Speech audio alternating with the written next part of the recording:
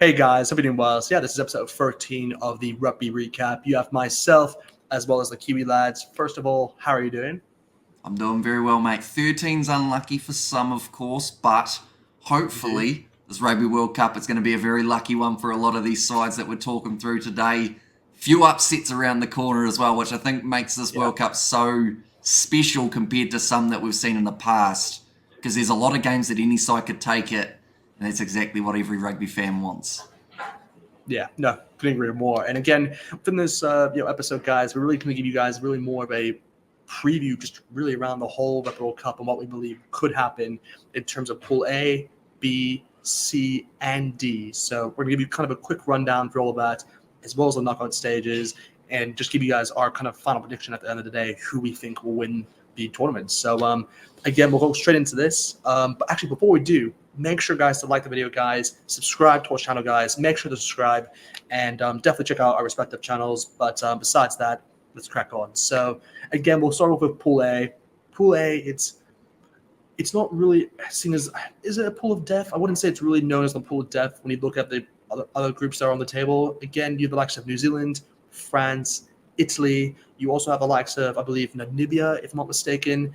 And who's the last one? You have Uruguay. is it Uruguay? That's it. So that's the 5 teams there. And again, it's not really a tricky group to really say who's going to go through, I'd say, because I think most people, and assuming us two, would probably say France and New Zealand. But I guess we'll start off with the two big ones, I guess, in terms of France and New Zealand. First, with the home nation, with France. Like, how well do you think they'll do, like, in terms of that group stage? Because, again, it really does come down towards the opening game. But do you think they have, I guess, the depth to kind of run through that group stage with ease? Or do you think it could hurt them in the sense? Like, what do you think overall?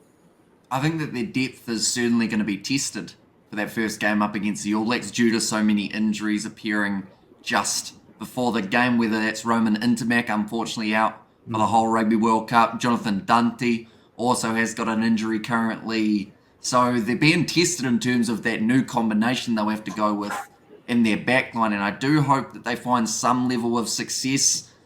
I think the beneficial thing about it is the fact that Italy may be able to cause an upset in this Rugby World Cup for maybe one game.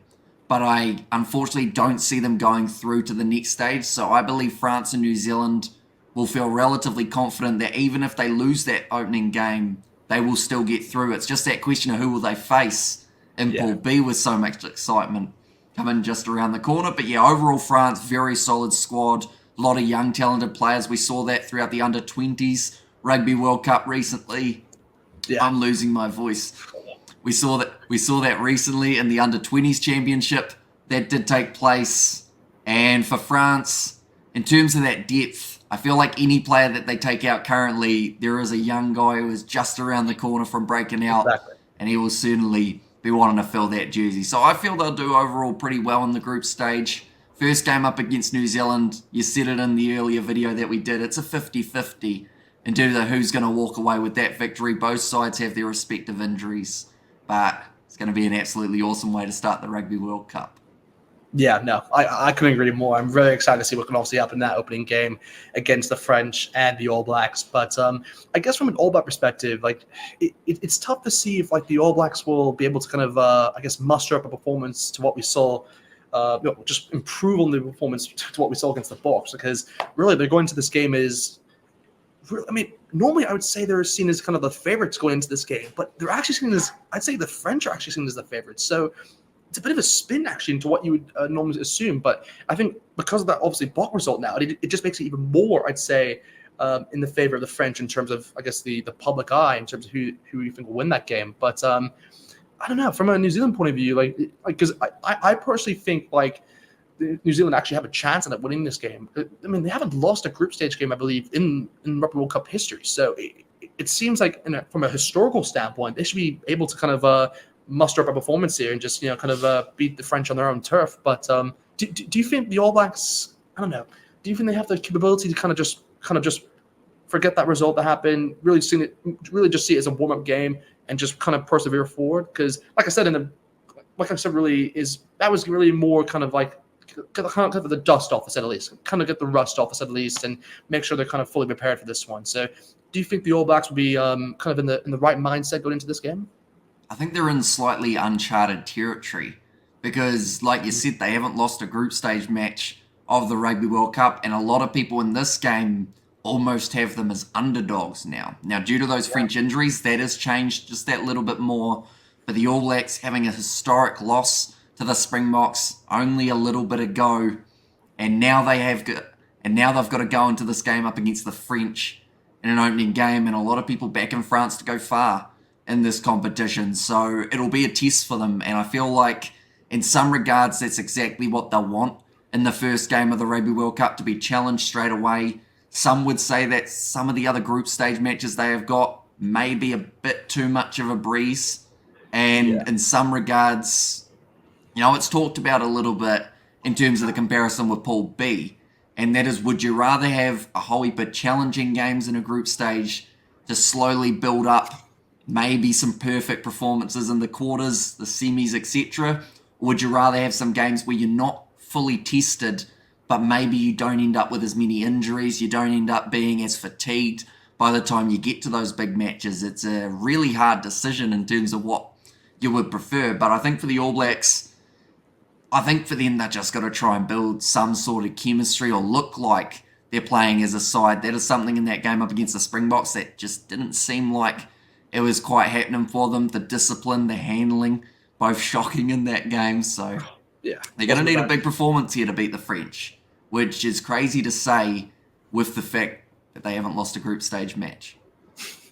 Yeah, it is still mind-blowing, that stat. But I guess they're moving on then towards the Italians, because again, the Italians, like I just feel bad for them because they've drawn, I guess, the All Blacks twice, 2 times in a row now, maybe even 3 if I go back towards the last one. But yeah, no, I mean, I just feel bad for them because they're not really seen as I guess, from a public eye, they don't really seem any chance of kind of going through to the knockout stages, which is really unfortunate, really, because I think Italian rugby has actually really improved throughout the last few years, actually, and especially now. I mean, they really have a young core, in terms of back line, especially, with like Garbisi, they got Montaglioni, they got obviously Ange Capuzzo, they got who else? They have Stefan Varney as well. Like they have Brex, they have a really good kind of back line there, and I think.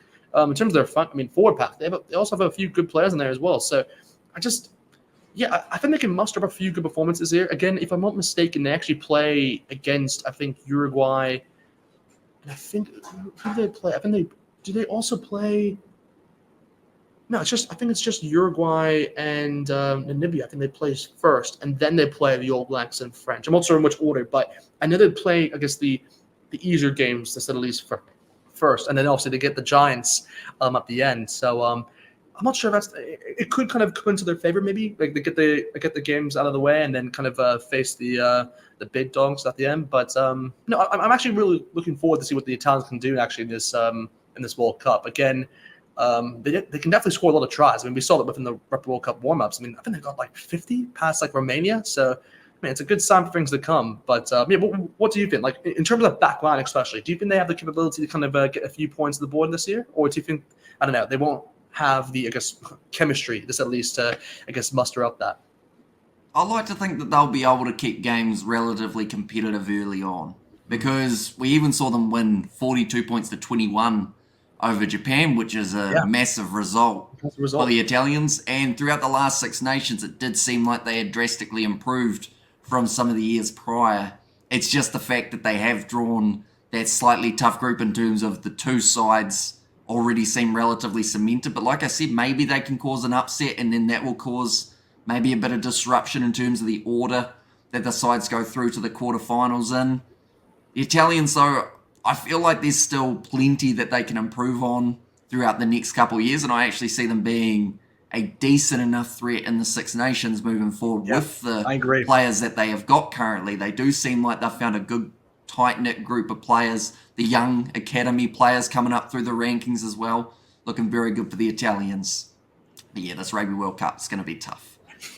Exactly. But I guess moving on towards the Uruguayans, because again, they probably have one of the, you could arguably say, one of the most historic kind of defeats, upsets really, in recent World Cup history, going back towards that 2019 World Cup when they defeated the Fijians in Japan, which was a pretty impressive result actually at the end of the day.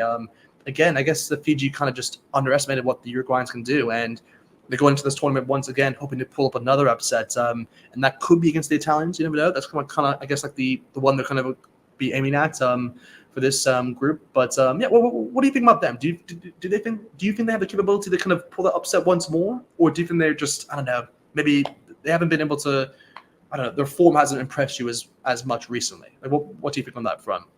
Well, it's quite interesting because they've actually played Namibia very recently, which is slightly strange, the fact that they did end up playing up against the Namibians, even though they will be playing in this Rugby World Cup. But it was a relatively close game, 26 points to 18. And I feel like that game, to be honest, that could be one of the closest games of Pool A when those two sides have their rematch.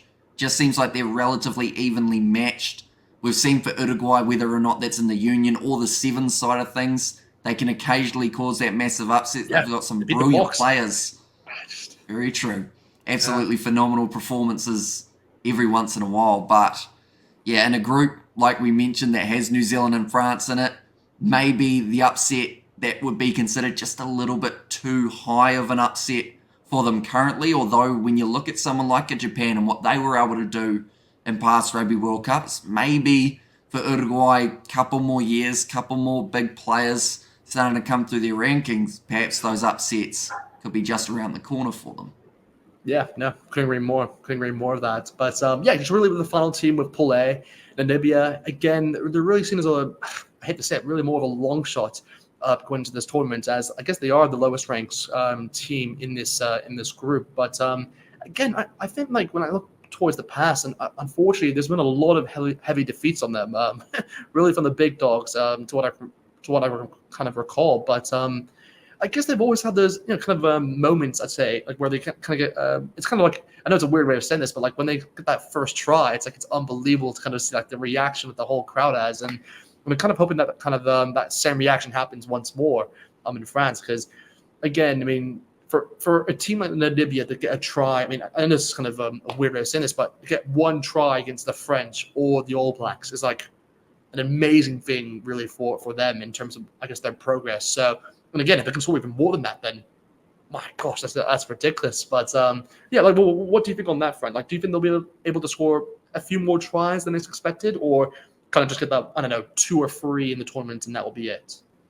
I think they're a little bit of the unknown as well, which makes it intriguing, because they actually had a relatively close game up against the Argentina XV, which is relatively interesting, because that's the type of game that makes you think, maybe they're a little bit higher up than some people were anticipating. But they were able to get themselves also a victory over Chile, which is quite an impressive one, although it doesn't bode well for Chile in Group D with so many other sides all in the running there. But yeah, I think Namibia are another side very similar to Uruguay, how maybe there are upsets around the corner for them if they keep on improving a little bit more. But I have to say, even some of the lower ranked sides in this Rugby World Cup, it's great to see how many teams are still considered not just in the running, but also possible upset performers in this Rugby World Cup as well, because it's the beauty of a Rugby World Cup. Anything can happen. One bad game is all that it takes for one of these sides to make history. Yeah, no, it's gonna be a good watch. It's gonna be a good watch for sure, particularly in terms of Pool A. But again, we'll then move on then towards Pool B.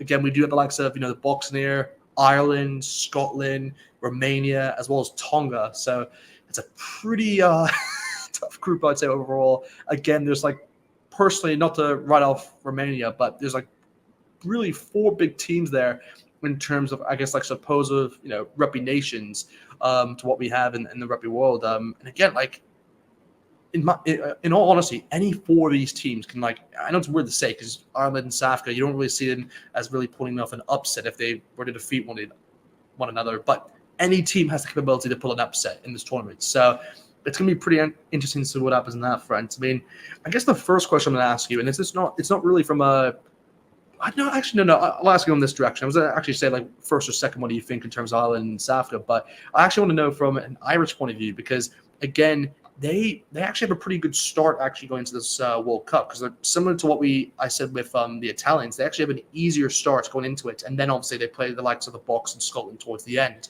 I think they're playing Romania and Tonga to start off. So do you think that can kind of help Ireland going into this World Cup, kind of building up that?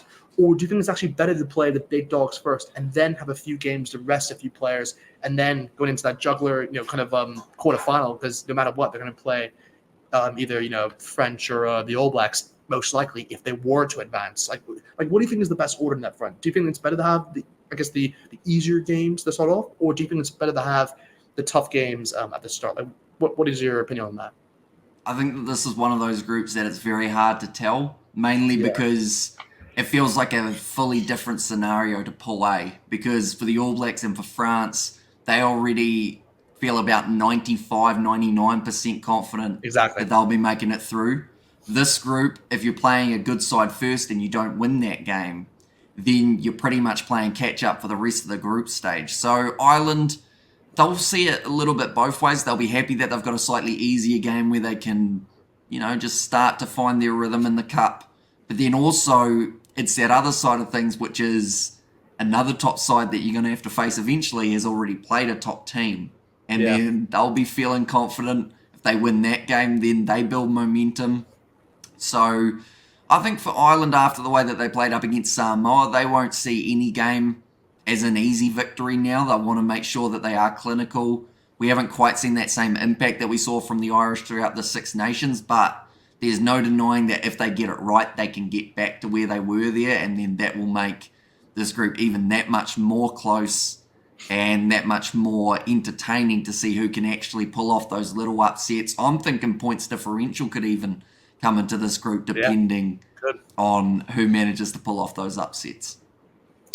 Yeah, no, it's gonna be a good watch no matter what. But I guess in terms of the bulk front, I mean, again, we've talked a lot about the Bucks recently, but I guess this is a weird way of saying this, but do you think they'll make a lot of changes in this World Cup? Because I mean, they're known for making changes at the end of the day. But the thing is that when I look at their schedule, like they're playing Scotland, then Romania, and then they play Ireland. So it's like it's a really kind of what's the best way of saying it? It's like a kind of up and down kind of scale in terms of, I guess, like the level of competition they'll have. So how do you think they're going to handle that? Like, do you think they're going to like rest a lot of players, I guess, in that Romania game, which is their second one? Or do you think they're going to like just let players to kind of develop that chemistry throughout? Because it's going to be an interesting tactic to see what teams do, of course. But I mean, hey, the Bucks like to change, things up as we all know. So, like, what do you think on that front? Do you think they're going to change things up, or just be consistent? Well, the first part, I think it's perfect for the Springboks here in this Rugby World Cup, being able to go from big game, big game, slightly littler game with Tonga, but still a big game. That's going to be one that they'll, of course, want to avoid the injuries, but maybe if they've already beaten Ireland and Scotland by then, they can afford to rest those players and play it as if it was a slightly lighter game. But I think that that's going to be ideal for them because they'll be able to play their top side up against Scotland, rest some of those players in the Romanian game, go back to that top squad up against the Irish, and then have a little bit of a mix in that game up against the Tongans. But South Africa, they've been at the top of the mountain before. They did it at the most recent Rugby World Cup. They know how to win. They are tactically one of those sides that you can't quite read, which I feel is hugely beneficial for them and not very beneficial for their opposition because, the fact that even they picked the four halfbacks, I know another side that's actually done that, I believe is Italy, if I'm not wrong, but it's an interesting one because the Springboks, tactically, there's always the cogs ticking over. It's how can we do this differently? And I feel like throughout that Rugby World Cup group stage, we're going to get maybe a little bit of a taste of what's to come, but it will only be once they get through to those quarterfinals that they're really going to start to show what they've got in their locker, whether or not that is combinations or whether it is tactical. I think we're going to see a very strong Springbok side throughout. Yeah, I like that a lot. I guess in terms of Scotland, because Scotland's a very interesting team here because they're, in my opinion, the team that could cause the biggest upset, I'd say, throughout this whole pool stage and everything. Because, again, they're they're really seen more as they're not really seen as an underdog. I think that's really a bad way to frame it. Because they're fifth in the world, which is kind of crazy to think at the moment. But they're fifth in the world rankings. They have the capability to definitely beat one of the big dogs in that group with Ireland and South Africa. So I just don't. I mean, what's the best word of saying that? They're kind of seen as like could it be like an overachiever? No, is overachiever the right word? No, I think dark horse might be dark horse. The better way of putting it, rather than overachiever. Dark horse. Yeah, overachiever. Geez, yeah, they're easily going to beat them. But dark horse. I think that's definitely the way to say it. Again, look, I'm actually very, as a Bok fan, I actually don't know what they expect from the Scottish, which is kind of a weird thing to think because I'm actually feel more prepared going into that game against Ireland than the Scotland game because in a weird way, I just don't know what the Scots are going to do because they've been in good form recently. Like, they only, they beat the French. They only lost by a few points in France. They then went on to win against Georgia pretty convincingly. Like they've had some pretty good results to say going into this World Cup. So it's one of those where they're in the right form, right mindset, really going into this. So do you think they're going to have just really the capability to beat one of these two sides, or do you think they just will just miss out really on the opportunity? This is going to be a controversial statement, so be prepared. Okay, I feel like Scotland, they've got the ability to beat one of those two sides in South Africa and Ireland, definitely heading into this Rugby World Cup. Whether or not they do it is a different story. Do you think it's going to happen or not? But then there's a but, Tim. And that is, I feel like there's also a chance that Tonga could cause an upset by beating Scotland. That is another result that I feel isn't completely out of the woods. Wow. Now, I think that Scotland, they're going to be throwing absolutely everything into that Irish and the South African game, and maybe they underestimate Tonga just that little bit. And Tonga have proven in the past that they can beat some pretty decent nations. So I'm not saying that's going to happen. But I'm just saying that is a little bit of a possibility. Scotland definitely cannot underestimate the Tongans because not only will they hurt you because they're big boys, the big Tongans, although they haven't got as many players as we did expect, a few due to injury, etc. But some very classy players playing for the Tongans and a lot more stacked than they have been in past years, which I feel will heavily benefit them as well. I've almost given you a little bit of a Tongan preview in there for the Scottish one, haven't I? So I guess, what are your opinions on the Tongan side? Do you feel like there's an upset for them in this pool? Well, I mean, they definitely have the capability of doing it, I think, because it's one of those where, again, as a lot of the Pacific Island nations, as we all know, they've gained a lot of, experienced players from other teams now. And again, for Tonga, they have the likes of Charles Piutau, they have the likes of, Fikatoa as well, the center position. They got, I'm trying to remember names quickly here. Loose forwards they have. Loose forwards who they have there? They have. They got Via Fafita has returned. Fafita, that's the one. That's the one I was thinking of. Via Fafita. Yeah, and then they have a few. I think they have one more player. I'm forgetting. Again, Israel Flowers isn't available, but he wasn't selected for this because I think of injury. But again, no matter what, they have a good squad, and they can definitely shock a team if they definitely can do it. Again, I can see them kind of going for Romania, but Scotland. Could they catch them off guard? Maybe. You never know. It's just that if Scotland want a chance, it really, I think what will happen is that if Scotland were to beat the Boks in that opening game, then in a weird way, I actually say it gives Tonga the ability to kind of pull a shock on them.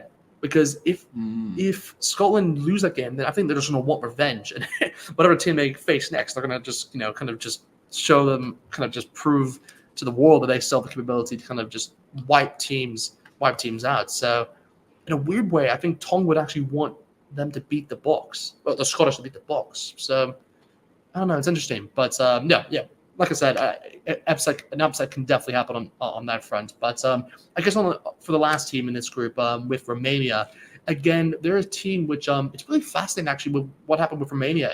Is it Romania or is it Portugal? Because again, I have to look back towards it. I think it's maybe Portugal, if I'm not mistaken, but it's in the World Cup qualifying, I believe, when it came towards the European sides. again, you had the likes of, I believe, Romania, Portugal, and Spain. I believe that was kind of the three that were kind of in the conversation.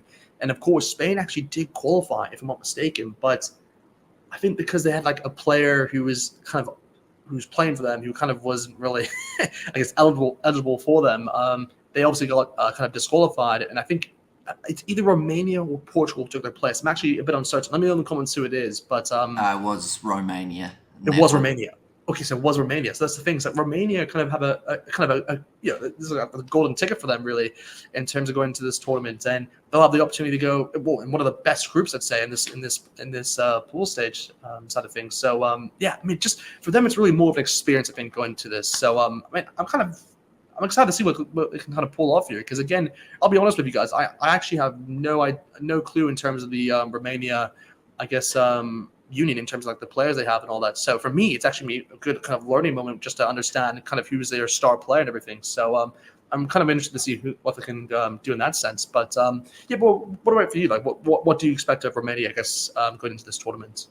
I enjoyed the terminology of it being like finding a golden ticket, because in some regards for Romania it is, but it's also like the best analogy is winning the lotto, then finding out you have to pay a whole heap of tax on it, because they're in the World Cup, but they're in a group that is going to be very hard to escape a whole heap of big score lines against them. But the thing is, the monumental occasion of getting there, of winning the lottery, that is the main thing that Romania will be looking at. They're going to be trying to show everyone, hey, we haven't had a lot of games up against these top sides, but maybe we should have a few more in the future, because that's the thing, the European rugby side of things, in terms of those teams like Portugal, Spain, Romania, they were all putting on great performances in the European Cup that they had.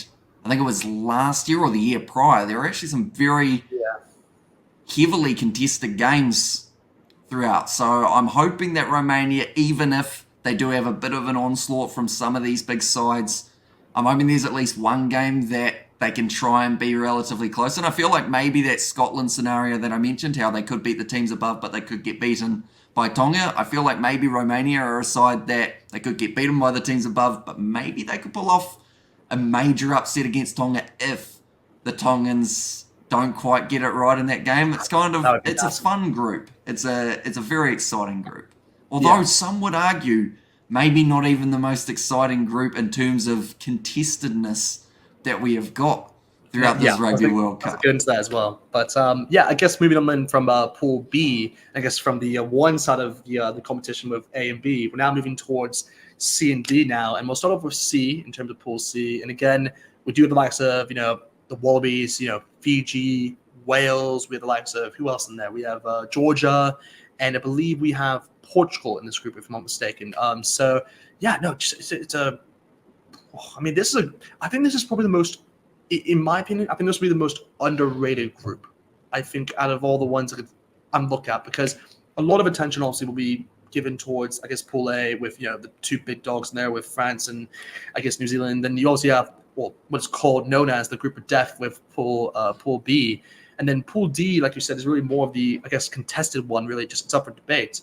But Pool C, it's really the one where I think it's really underrated, because there's still actually a good level of competition actually in that group. And when I think back to it, you have to remember that we have four of the same teams in this group to what we had the last in 2019. We have the Wallabies, Fiji, Wales, and Georgia. But the funny thing is that all these teams have really changed and formed since that World Cup. And again, when I look back towards that one, again, I think the Wallabies were definitely on top. Well, no, actually, it was the Welsh. She was actually on top of everything at that point in time. I think they kind of came away with a grand slam, I think, and they're, I think, arguably at that point, I think like number one in the world, if I'm not mistaken, going into that World Cup. But yeah, again, it's kind of a different playing field for them, because I think they're kind of the first team I want to talk about in this sense, because they're in a really different kind of side of it compared to what we would normally think, because the Welsh, historically, actually are pretty good actually in World Cups, and I think they're the one team which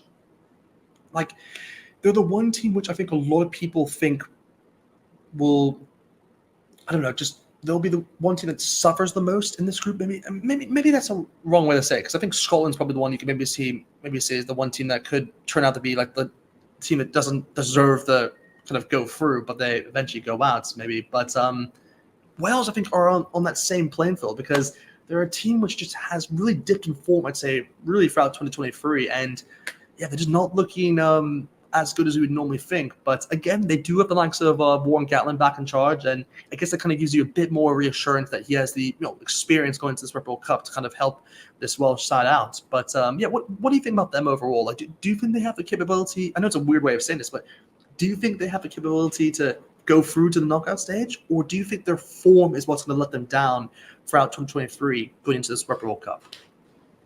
They're in a wide open group, like we've said. Yeah. So that is one thing that helps them. They're also in what a lot of people have said is the easier side of the draw. So if they do make it to those quarterfinals, perhaps like you mentioned, that previous success in Rugby World Cups could actually help propel them towards that semi. And depending on who they're up against, there may be even just a chance of the final. And I think that's the same case for every team that makes their way through in Pool D and Pool C. Okay. Because when you look at the draw, like we mentioned, all 5 of the top ranked sides are all on the same side of the draw, that being A and B. Whereas on this side, you've got a lot more sides ranked around that 6 to maybe 13 or so mark that have all got a lot on the line, but they have got capabilities of winning games. It's just whether or not their current form is going to allow that. I feel like Wales, they're in a tough spot at the moment. They've had quite a few controversies. They've had quite a few retirements in just the last little while. Yes. They've also a lot of experience. Yeah. And even not having Alan Wynne-Jones, I feel, is going to be a huge hit to them because we've seen for so long that man's been cemented as one of the 2 locks. Few other injuries playing factor as well. They've still got a team, though, that I believe have got the capabilities of making it out of this group. And to be honest, you could say the same thing about the other maybe 3 or 4 teams in this group. So it makes it hard, but it's tough. Wales, they just need a good start, I'd say. That'll be one thing that they need as a confidence builder because they have been struggling quite a bit in their last games. Their first match is up against the Flying Fijians. And, I mean, they'll certainly be fired up. Next game up against the Portuguese and then that game up against Australia, I feel for both of those sides will be a must-win because whoever walks away with that has a very good chance of making it out of the group.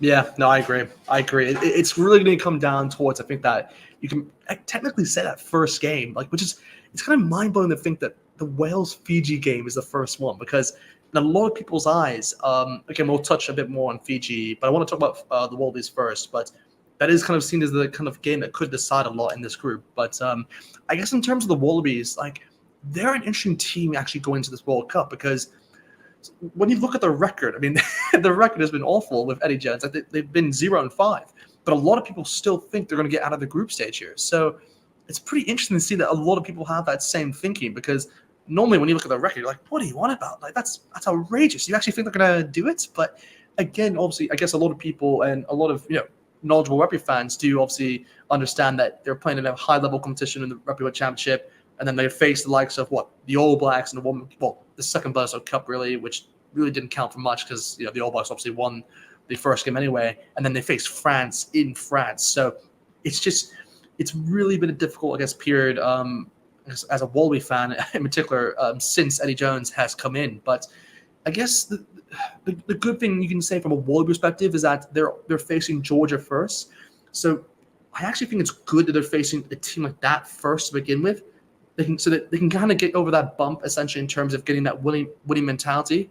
And then from there, they can then go into the big games against Wales as well as Fiji and even, against, Portugal to kind of finish off that game and just kind of get in the right mind frame just to be like, okay, we got this. We're kind of going to develop this as the games go on. So, what do you think from an Australian point of view? Like, do you think they will, I guess, like, change the record they've had recently, or do you think that record could maybe continue in that group stage? Like, what do you think on that front?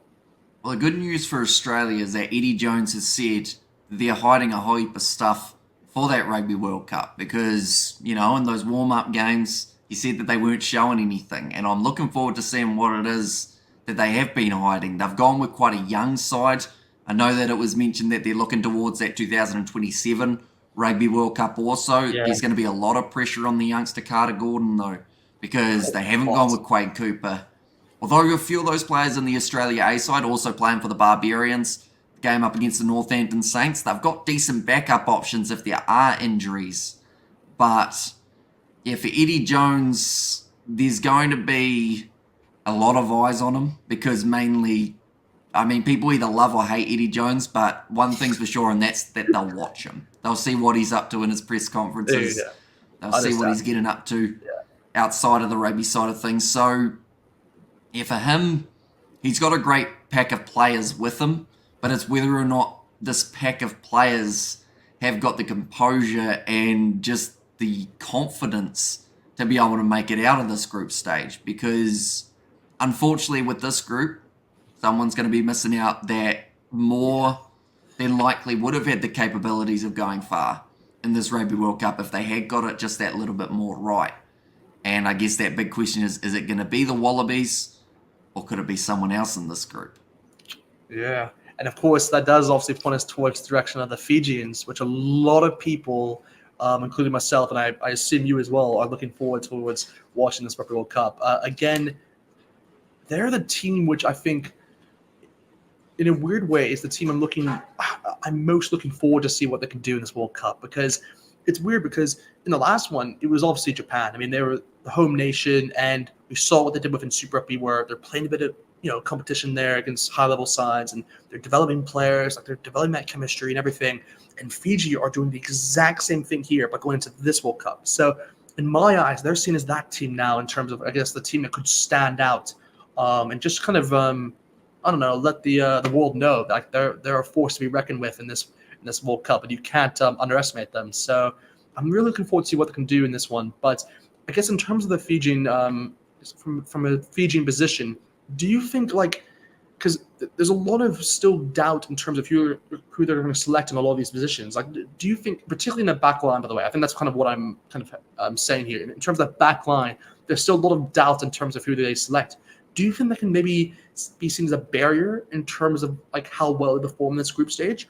Or do you think they're allowed to like kind of switch their players in and out because they've actually created that depth so much, through, I guess, the Fijian Enduring players that they've gone with? So, like, what do you think? Do they have to go with a consistent side here in terms of that back line, especially? Or do you think they have the capability to kind of switch players in and out?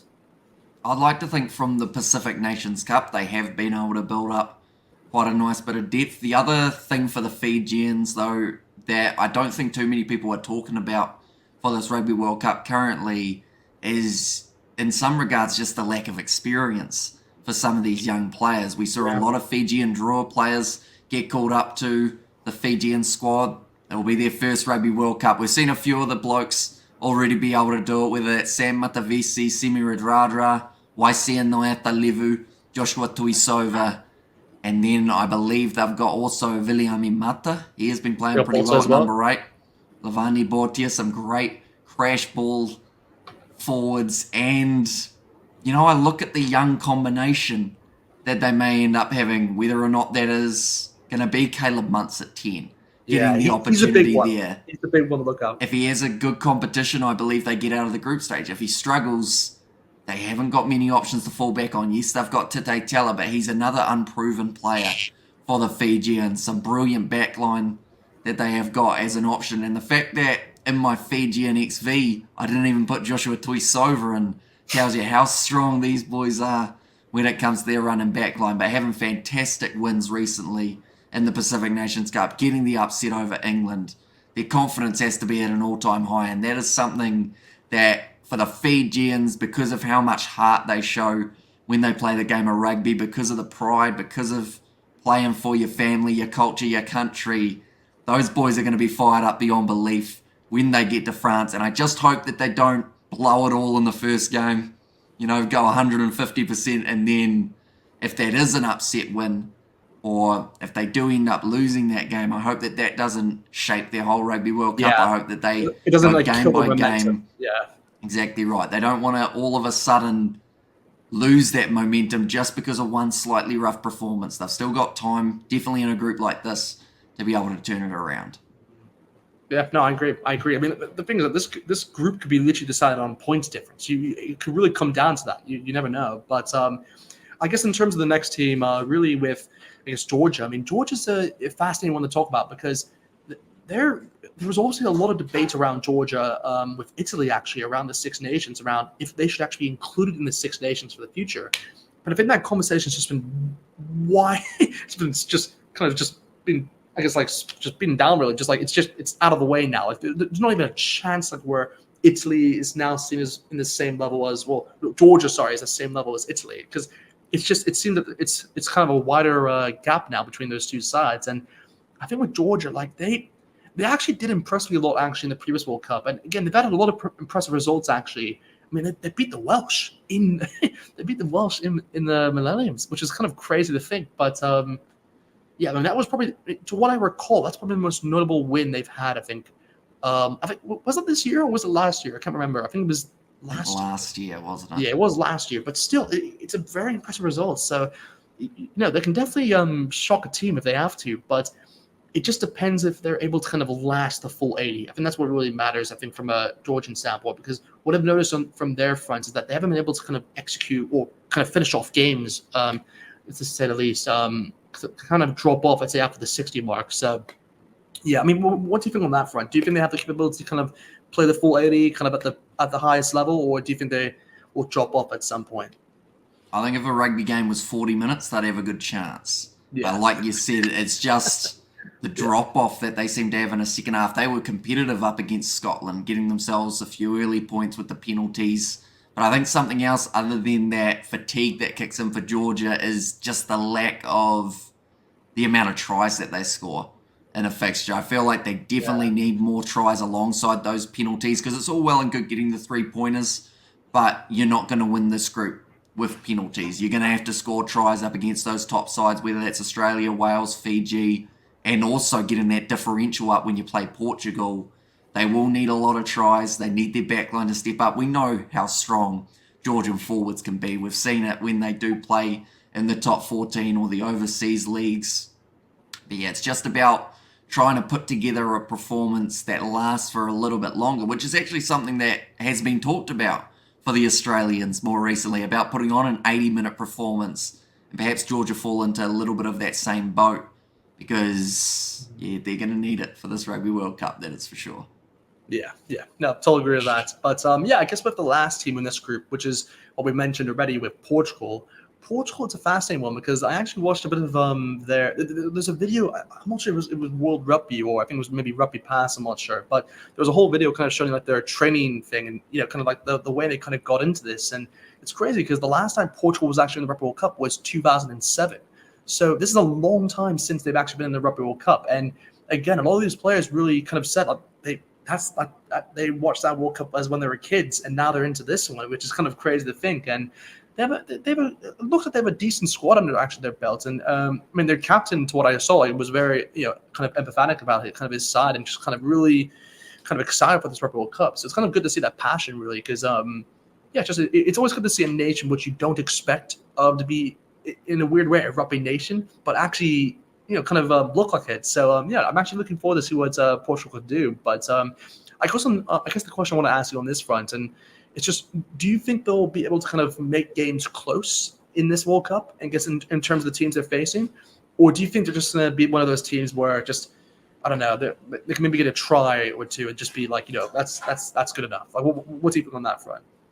I think their performance up against the USA was a pretty impressive one, getting themselves a 26-point margin win. It showed that they were able to score tries in that game up against Australia A. Even though they didn't walk away with a victory, they still managed to get themselves 17 points. And a lot of people have argued, saying that the Australia A side is actually more like the Rugby World Cup team that they want to see than the actually Wallabies lineup. So the Portuguese, they're one of those sides who are almost in a little bit of the in-between at the moment, I believe.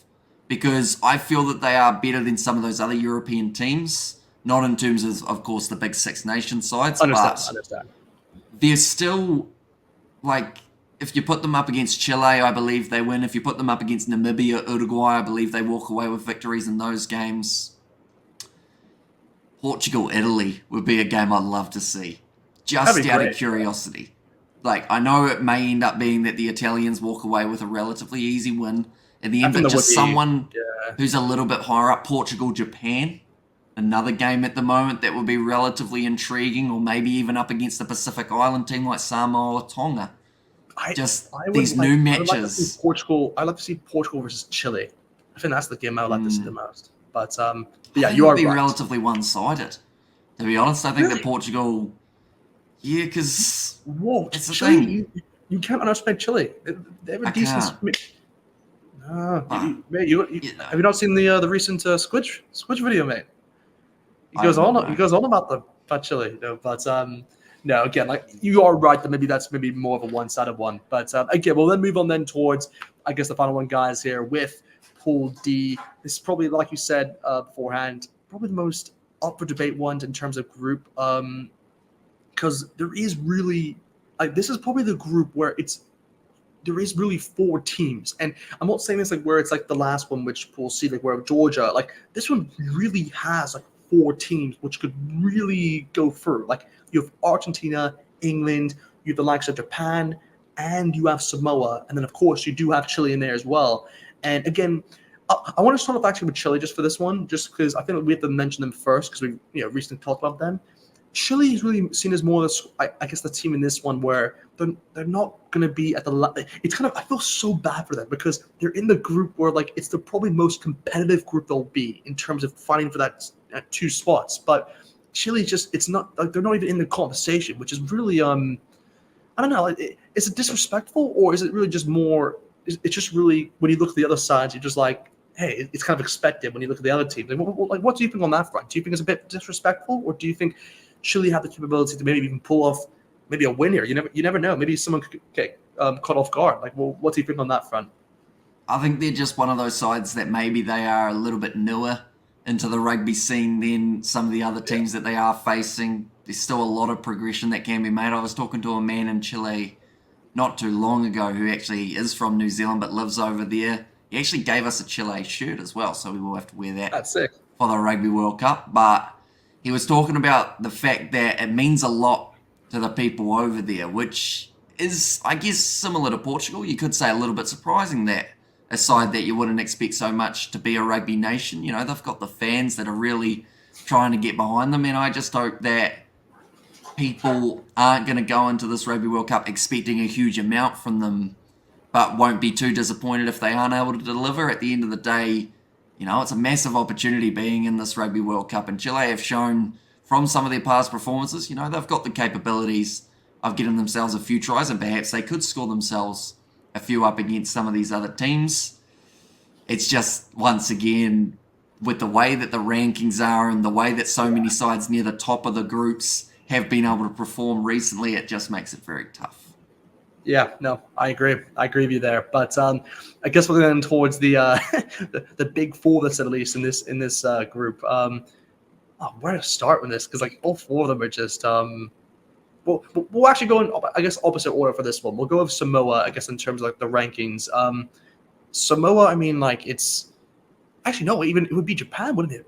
Wouldn't it be Japan actually in that sense? Maybe I'm wrong on that. But we'll still go with Samoa. But Samoa here, like they're one of those sides where, in a weird way, I think a lot of people expect out of all the Pacific nations for Fiji to be the one that kind of stands out in this tournament. But I think Samoa is a team which you can't actually you have to like be careful of. I think they're a team who could actually surprise a few teams in this in terms of the results they may get. But again, they have probably the best 10, I'd say, out of all the other teams in terms of the specific island nations. Like they have Lima Samabalonga. Like he was literally a previous 10 for the All Blacks at one point of his time. So again, he can play 15 if needed, but it's just one of those where, yeah, he's a heck of a player. And again, I mean, I think it was against Ireland, if I'm not mistaken, that they had a pretty close game actually against them recently. So it's going to be interesting to see what they can do, obviously, in this on that front. But I guess for this group in particular, do you think they have the capability to pull off an upset against one of the the English Pumas or the Japanese? I think so. I think that their game up against Japan in Japan for the Pacific Nations Cup just showed how strong the Samoans have become. But then that is also down to, of course, Moana Pacifica and Super Rugby Pacific. Few more Yeah, players getting yeah. that opportunity, similar to the Fiji and Drua for the Fiji side. But Yeah, Samoa, they've certainly got the player pool to be able to do well. They've got the physicality in the forwards. We've seen they've actually got quite a good tactical brain as well from that last game that they Yeah, played up against the Irish. In the switch it wet up. conditions, they actually looked like the stronger team, and I feel like they were very unlucky not to walk away with a victory in that contest because Yeah. yeah, they were doing a lot of things right. It was just those last few moments that they weren't quite able to capitalize on the opportunity that they did end up with. But yeah, I think that they could cause an upset. I think that the way that Fiji were able to push England, if England play like that, I think that Samoa will give them a big challenge throughout this one as well. So definitely a group to watch out for as Pool D with the sides that are all taking part. Exactly. But yeah, again, we'll then move on then toward Japan. Really, just the Japanese have been one of those sides. I guess similar towards here's another side. I guess you could say Wales, maybe in that department, where their form has just been I hate to say it, but like dreadful throughout this year in terms of 2023, and just they haven't been the same team since that 2019 World Cup. And really, just the number one question really is just: do you think they can the same players which we saw in that World Cup can transfer or just transfer that form into this one because they've had that experience of kind of showing up in those games? Like, do you think they can kind of help them in that sense, or do you think the form they've had recently is what's going to let them down? Like, what do you think on that front? They just don't seem like the same Japan that they once were, do they? Yeah, Seems like it's heartbreaking. something's not working. They've got a great bunch of players, like I said about the Samoans, but they just haven't been able to use them to the full capability. I don't know what it is, but something's not gelling or something's not clicking for them, and I think it is going to mean that they are one of the easier sides to get past throughout this Rugby World Cup. Yeah, I'm hoping that Samoa will get themselves the victory over I, Japan, just I can because actually I see that want to happening. see it be Yeah, quite a close race between Argentina, England, and Samoa. Or maybe if Japan do get the win over Samoa, I want Japan to maybe cause an upset somewhere else along the road, just so that we get a they could really beat close England. finish. Maybe.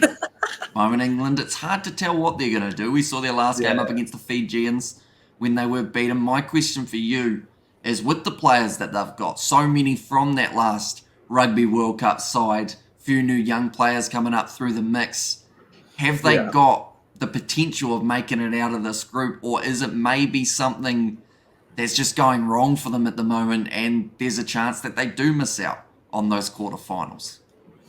I mean, the English are just in a difficult position here. It's one of those where, yeah, they. It's really hard to say because you have to remember, guys, they were literally the finalists last year. So, like, their form out of any team, I think, in this competition has dropped the most going into this Rugby World Cup from the last one. I think that's fair to say because they just haven't been the same team to what we saw in 2019 till now. And yeah, look, it's weird because normally you would normally say in the form they've been in, they shouldn't be able to get out of the groups. But at the same time, I still think they have the ability to kind of beat Samoa and beat Japan because I mean, especially for Japan, they just haven't been in the form, which we kind of addressed already.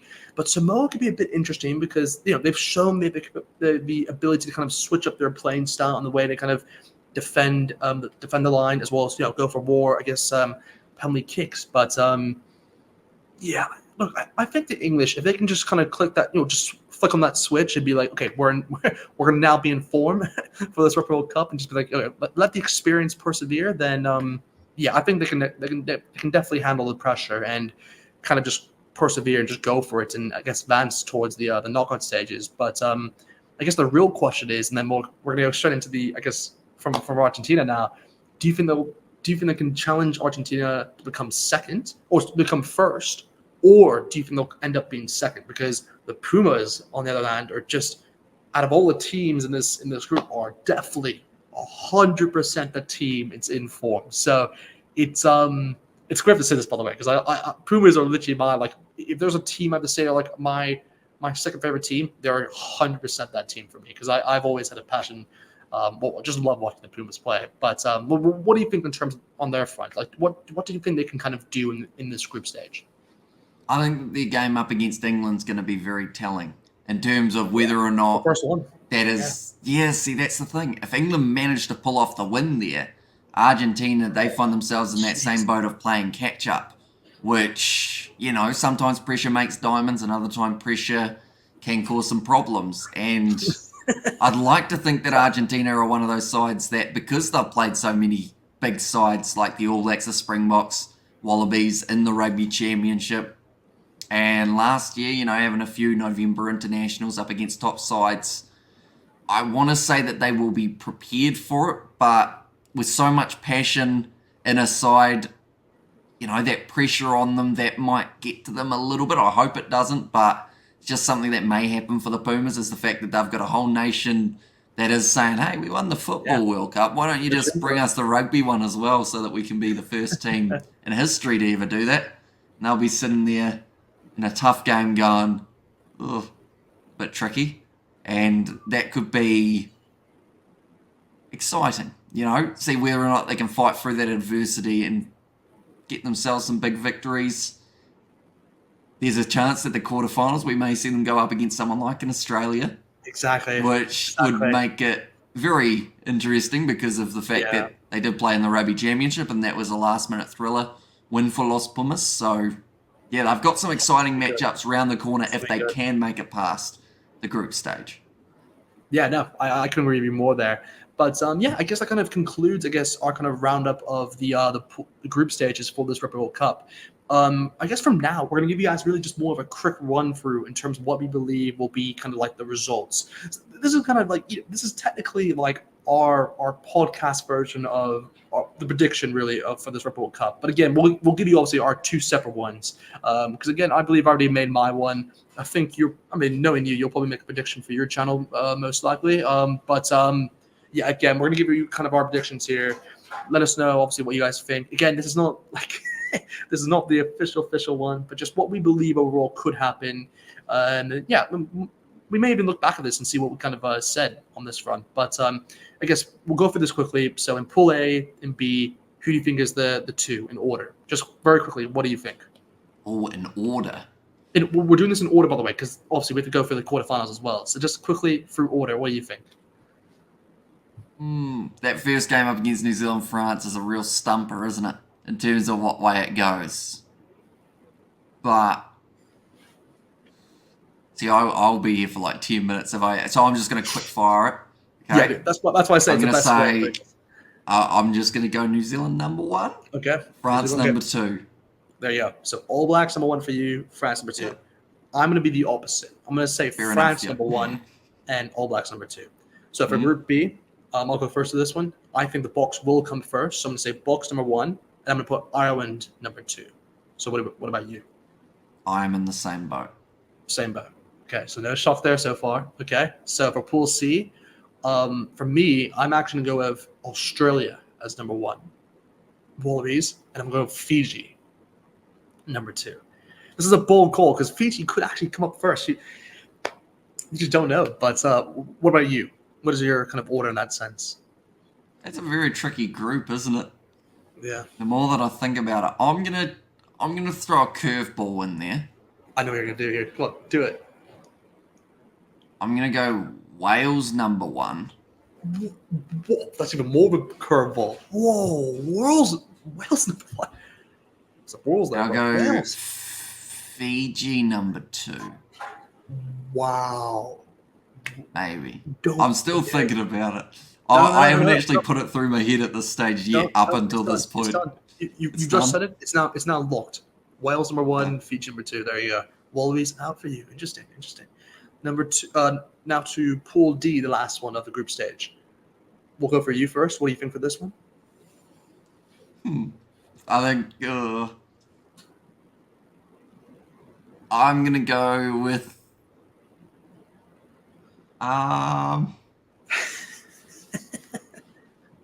You can tell that I normally sit on the fence, can't you? I'm not used to actually this is why I'm telling you to like speed it up. I'll go with England number 1. Okay. Argentina number 2. Samoa very unlucky. Fair enough. Wow. Okay, well, I'm gonna be just a switch there for me, really between you and me. I'm going with Pumas number 1 England number 2. So that's why I'm going to go with that one. But I guess when it comes towards the group, the knockouts now, I'm going to have to think of this from your front first. I don't even know who's playing who for mine. I know it though, so I can tell you. So you said New Zealand number 1. So it's actually New Zealand, Ireland for you. France versus South Africa. It's going to be, sorry, let me just think. Wales versus Argentina, and England versus Fiji. So tell you what, that's some pretty decent matchups that I've randomly created right there. So there you go. So we're going to go just quickly. And this is where I want you to be quick on the spot. You don't have to give her kind of a thing. Just let me know just quickly. First one. We're going to say, because I think I'm doing this in order because it's the way it works. We're going to go with Wales. I believe it has to be. Oh, actually, what order is it? Actually, I actually don't know the order of this. I'm not sure which one goes where. I know South Africa, France will go in the left side, and I know New Zealand. Okay, so first in Pool C versus runner-up in Pool D. So first game, Wales, Argentina. So it would be Wales, Argentina. So so it would be Wales, Argentina. So Wales, Argentina. What do you think then for that one? Argentina. Just click off a bit. Argentina. Okay. South Africa versus France. Ooh, South Africa. It's the toughest one I think out of the choose, by the way. But South Africa. Whoa. Okay. South Africa. Did not expect that. Then it's England versus Fiji. Oh. Just quick. Don't think. Just got to do it. Quick. Fiji. Okay. Fiji. I hate pressure. And then New Zealand versus Ireland. New Zealand. Sorry, Ireland. Wow. Okay. So you're going for an all kind of like technically Southern Hemisphere with. Oh, jeez, I have, haven't I? I'm going to get called. So here we go. I'm going to get called. So here we go. Not impartial. So you're going with, I believe it'll be Wallabies versus. No, sorry, not Wallabies. Sorry, my bad. Pumas versus Springboks and Fiji versus All Blacks. So for the first semi-final, what are you going with? First one, I'll say South Africa. South Africa, game up against Los Pumas. And then Fiji versus All Blacks? I will say that the All Blacks win that one. Oh, come on. I wish you kind of said Fiji for that one. But anyway, we'll do third place off. Might as well, because that's also going to be a game. We'll have Fiji then versus Argentina. What do you think will win that one? Oh, that's a fun game. That's a great game, by the way. When have they played last as well? I feel like that is a game that we need to see. I'll say that I'll go Argentina because I'll probably put Fiji too far through at this point. Fair enough. So Argentina then third, and then for the final, South Africa versus the All Blacks. Who will persevere and get that trophy for you? Just quick. You'll be quick. I'm gonna go the Springboks. Box. Okay. So there you go. That is Hamish's prediction. I feel like that. I'm under pressure. Under pressure, saying strange things. But again, you can obviously this will be different maybe compared to your actual prediction. So it's good. It's good. True. It's like this is the under pressure. Don't get me on any quiz shows because I will crack easily. Exactly. But no, I guess from my sense, I'm gonna go because the way I'm doing it, because the quarterfinals I have is different to you because I've actually gone with New Zealand versus South Africa. And then it'll be France and Ireland. And then I have Argentina going against the likes of Fiji. And then I have England versus the Wallabies. I think that's the way it works. So I just England want everyone to play everyone. Exactly. So England Wallabies, I think. Oh, jeez, this is a tough one. England Wallabies. I just think it's because I would actually say England here. I'd actually want to say England, but I think it's because of that Eddie Jones factor. I actually want to say the Wallabies. So I'm going to say the Wallabies win this. They're going to get the revenge from the last World Cup. So I'm going to say the Wallabies win in the quarterfinal. Then it's South Africa versus New Zealand, which is it's a difficult one to choose. I'll be honest, guys. I actually think New Zealand will win that. I've always said like it's a tough choice between the two, but I think New Zealand will now want revenge. So I know this is hard to say because I'm a Block fan, but I'm gonna be So I'm going to be honest here. I think New Zealand would win that game if it came down towards it. So I'm going to say New Zealand win that.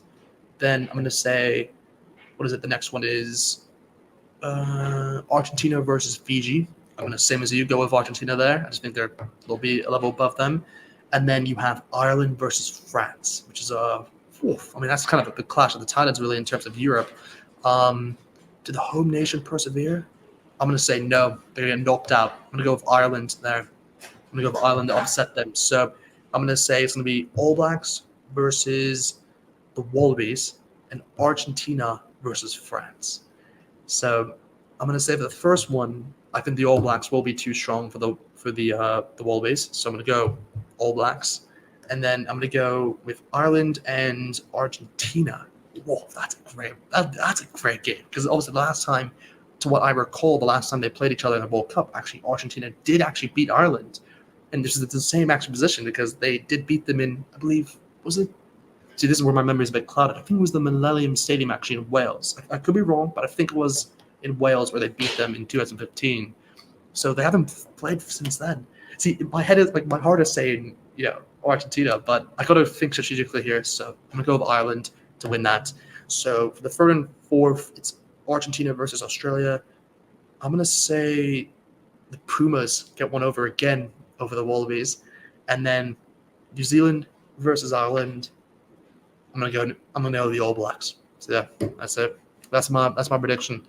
We'll see what happens or not. But I should mention every prediction I've given on my channel, or at least about 70% of mine, have been wrong. Exactly. So I think we've just seen why. I think I just feel the pressure and just say whatever's on my mind. Yeah. Where did I say Fiji? We're going to finish fourth. I think the Fijians will absolutely love me. Yes, I think they definitely would. I definitely think they would in that sense. And I think a lot of the Bok fans would be questioning me like, "What are you doing? Like, what? Not in quarterfinals." But I'm not going to be allowed to go to Australia for a while because I didn't even say they're getting out of the group stage. Unbelievable. But anyway, guys, we're gonna leave it there. That is episode 13 of the Rugby Recap. Hopefully, you guys enjoyed this kind of Rugby World Cup kind of preview before the tournament starts. Again, we'll be giving you guys kind of reviews, I guess, throughout the Rugby World Cup. And again, as most of you know, I will be in France. I think by the next time we kind of film this, so the next pod. So I'll be kind of giving you guys my my immediate reaction after watching that Scotland game. But yeah, anyway, guys, hope you guys enjoyed this video. Make sure, guys, to like the video, guys. Subscribe to our channel, guys. Click the like button, guys. And just, see you guys next time.